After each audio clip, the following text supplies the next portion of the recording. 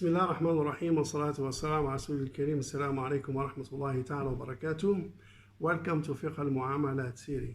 Today's topic is basically the challenges that you may face in studying Fiqh Al Muamalat or learning Islamic finance.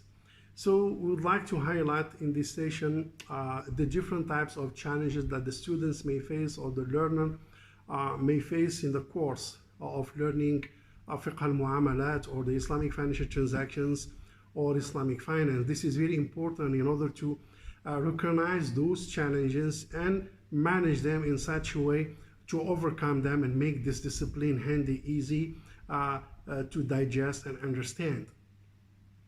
So let's start by highlighting the challenges first, then later on we'll provide the solutions for those challenges. The first challenge that you may face is basically the Islamic finance terminology. So you will be facing hundreds of new terminology which are originated from Arabic language, such as contract, عقد, بيع, مرابحة, مشاركة, استصناع, تورق, حطيطة, تنازل, وعد, مواعدة, سلم موازي, استصناع موازي, جعالة, هامش الجدية, عربون, and many others, إجارة, سلم, استصناع, for example, مشاركة, قبض, قرض, سلع, and إجارة, for example, رهن, ربح, and so on and so forth. The different terminology that you may face in the course of learning, but don't worry about that.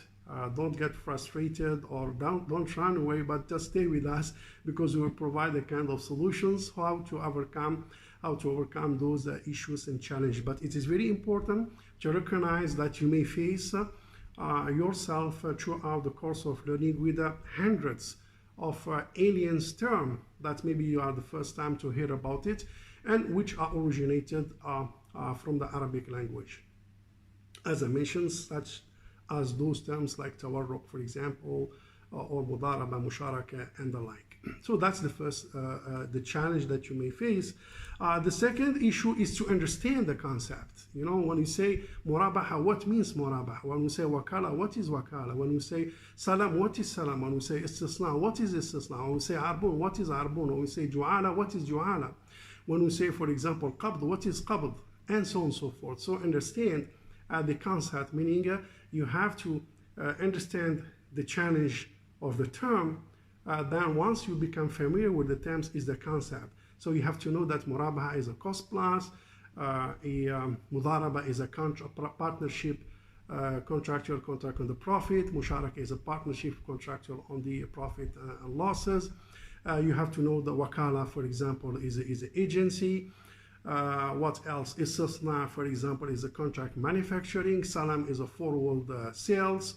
Qabd is possessions. Milkiya is ownership. Baya is a sales, and so on and so forth. So basically, you have to understand what these terms means in the context of Islamic finance.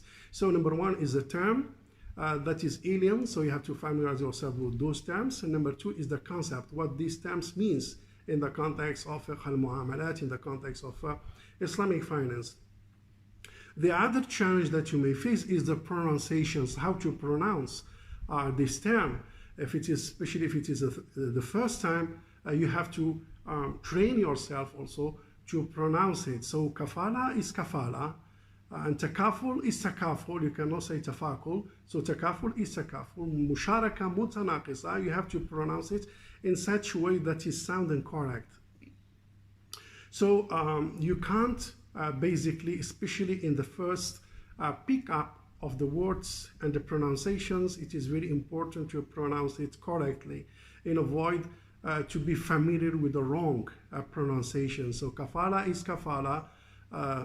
تكافل is تكافل, تورق is تورق, مشاركة متناقصة is مشاركة متناقصة, سلم موازي, استصناع موازي, and so on and so forth, because we have experienced that sometimes we hear even from professionals and experts in Islamic finance that sometimes they may pronounce the terminology in Islamic finance incorrect. So you have to be careful on that. The other challenge that you may face is the spelling, meaning how to spell the term.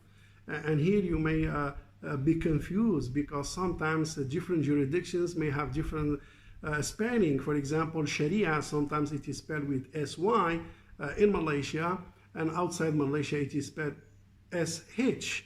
For example, Mudaraba, Musharaka, all this contract, it's end with, in Malaysia, for example, spelling EH, but in other jurisdictions, like for example, spelling of IOFI, it is with A only, Murabaha A, Musharaka A, and so on and so forth, but here, for example, AH.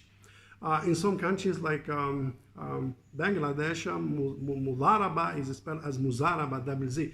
So different jurisdictions, sometimes they have a different rules of spelling, so you have to be careful and don't jump to a conclusion that those writers are wrong or this spelling of terminology is wrong, but you have to appreciate from where this writer is coming, or from where this speaker is coming, or from where this trainer is coming, because sometimes it's reflect the custom and the jurisdictions that that expert is operating with.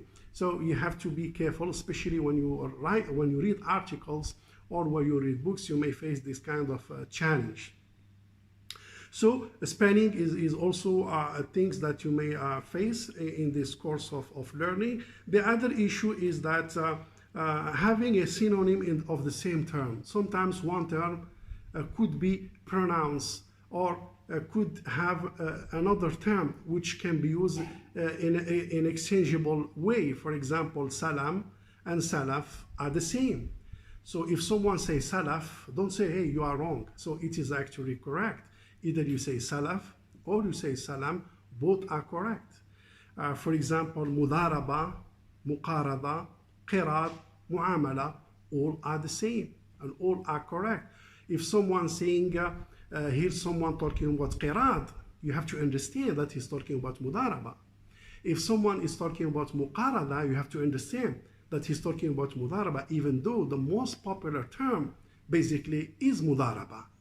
So the most popular term is mudaraba, but someone may be driven by a different term like qirad or muqarada based on the school of law of the affiliations of his madhab. He may prefer the terminology that is popular within his school, which is not popular, for example, in your jurisdictions or in your learning process. So you have to be careful on that and don't jump to conclusions the person is wrong. Like for example, sanadat. Sanadat and sukuk are used sometimes with the same interchangeably. So either you say sanadat Islamia or you say sukuk, they are basically the same.